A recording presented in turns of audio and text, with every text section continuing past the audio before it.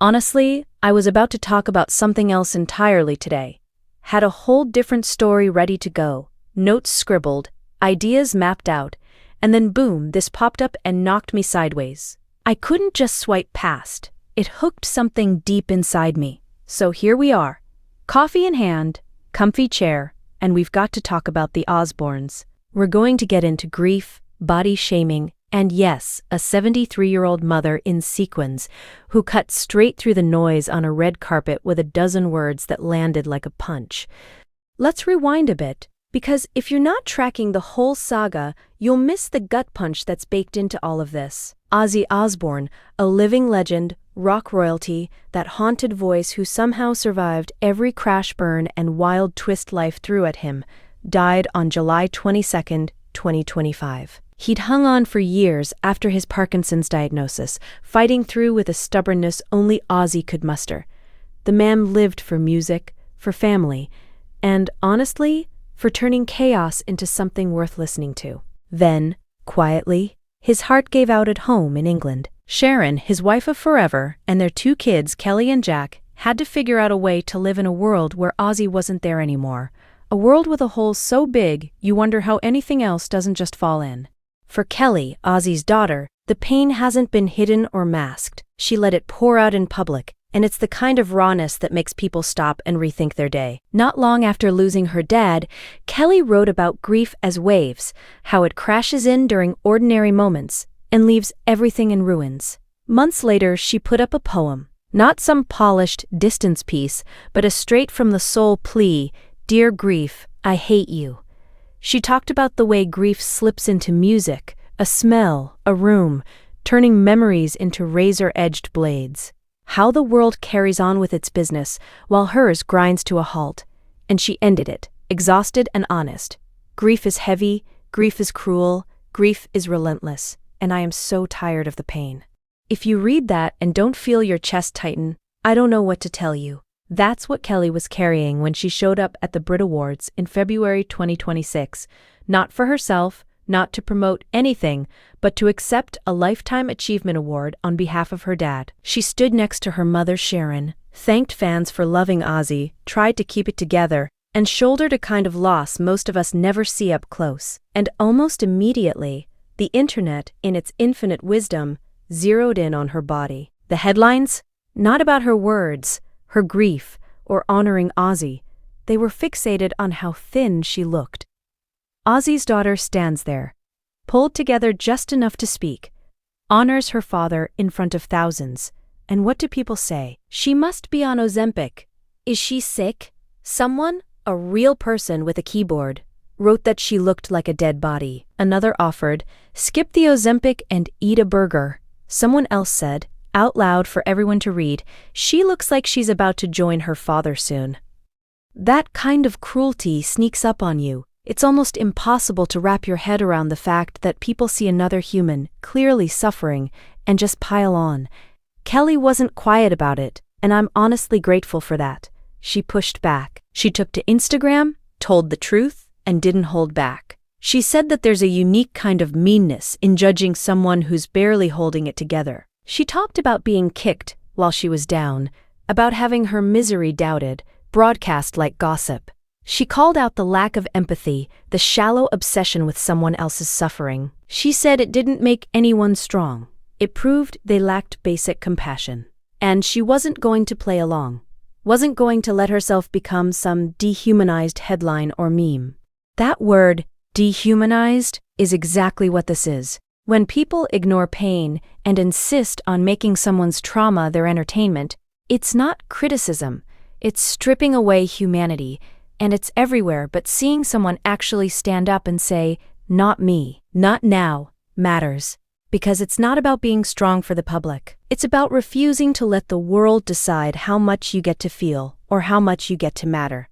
That post racked up more than 200,000 likes, which honestly just proves what most people feel deep down. When you stop and actually let yourself think about it, what happened to Kelly was just plain wrong. But there's a part of the story I want to dig into. March 15th rolls around. The Elton John AIDS Foundation's Oscars viewing party in Los Angeles. The crowd's full of star power, but it's Sharon Osbourne who walks in, 73 years old, sequins shining, absolutely owning that carpet. She's got this energy that's almost electric. She marches right up like she's parting the sea. A reporter from Extra stops her and asks the obvious, "Are you proud of Kelly for standing up to her bullies?" Sharon's reply is classic. She says yes, she's proud. But she doesn't stop there. She drops 6 words. People that give it out have to get it back. That's it. She just nods and moves on. 6 words. They cut through everything. Clean, direct, sharp like a needle. That moment, it's everything. For decades, Sharon's made her living on TV.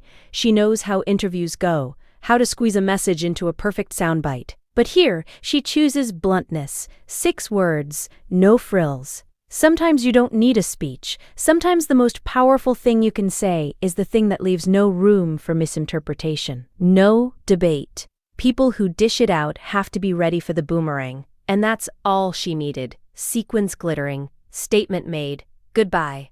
But she didn't stop there. Sharon went on to talk about the people behind these cruel comments online. She said something worth chewing on. That folks who write nasty stuff use it like a shield. They're unhappy. Something's off in their lives. And honestly, she's got a point. Happy people, people who actually feel good about their own lives. They're not the ones burning hours writing mean things under strangers' Instagram posts. That kind of nastiness doesn't come from nowhere. It's rooted in pain, frustration, emptiness, or just the safety of hiding behind a screen. Sharon's seen enough to spot it, and she called it out without any sugarcoating. Now zoom out a bit. This isn't just a blip for Kelly Osbourne. This mess connects to something much bigger and older, stretching way back before Ozzy's death. Kelly's been dealing with body shaming since she was barely a teenager. She's talked about it, out loud, raw and honest. At 14 or 15, the media started in on her. Ozzy's chubby daughter. People obsessed over her weight for years. When she lost weight, they still wouldn't leave her alone. And now, she's in the thick of a grief so heavy it's almost physical. Her body's carrying that load. And guess what? People still feel entitled to comment. Honestly, it's wild. There's never been a version of Kelly's body the internet just let be. That alone says a lot. Not about her, but about a culture that loves to judge and pick people apart. Kelly summed it up perfectly in one interview. She said, "We live in a world that shames someone for their size, faster than for almost anything else." She got more hate for being overweight than for any other struggle, including her battles with addiction, which were genuinely brutal and out in the open. It always comes back to the body, doesn't it? It's the first thing people notice, the loudest thing they talk about, the thing they think they own, just because it's on display. What really sticks with me is this. Kelly's 41. She's got a 3-year-old son, Sydney. She's engaged. She's working. She's writing poetry about her grief because it's so raw and urgent she needs an outlet. She keeps showing up. Award shows, red carpets, because that's what life demands. Because her father deserves to be remembered. Because she's still trying, still carrying this impossible weight. She even said it herself in a video. "My dad just died. I am doing the best I can. The only thing I have to live for right now is my family."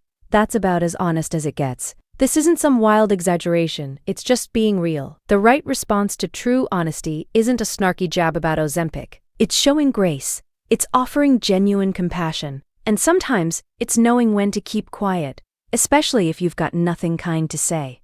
Look, Sharon Osbourne has lived more than her share of losses and public backlash. She's been scrutinized, criticized, and probably called every name under the sun. And anyone paying attention knows she's never claimed to be perfect. She'd probably be the first to admit her mistakes. But right now, she's doing something exactly right. She's standing beside her daughter, full stop. She's making it clear, loudly, what's happening to Kelly isn't okay. She's using her platform for something good, to remind people that grief isn't some sideshow, that a woman's body isn't up for debate, and that anyone who reacts with cruelty really needs to take a hard look in the mirror.